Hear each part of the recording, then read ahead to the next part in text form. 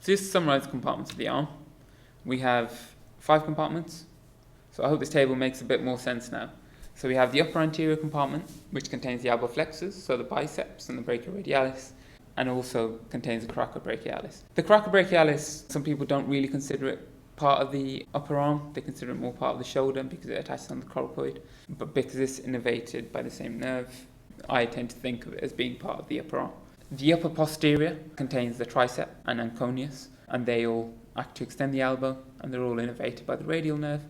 The forearm's anterior compartments, of which you have deep, intermediate, and superficial, essentially they all contain the flexors of the wrist and the digits, as well as the 2 muscles that pronate the hand. And they're supplied mostly by the medial nerve, but medially, rather confusingly, also have some innervation from the ulnar nerve. And the important one to remember is the FDP, so the flexor digitorum profundus, which is half supplied by the ulnar and half supplied by the median. And then we have the forearm's posterior compartment, which contains all of the extensors, as well as supinator. And that's all innervated by the radial nerve.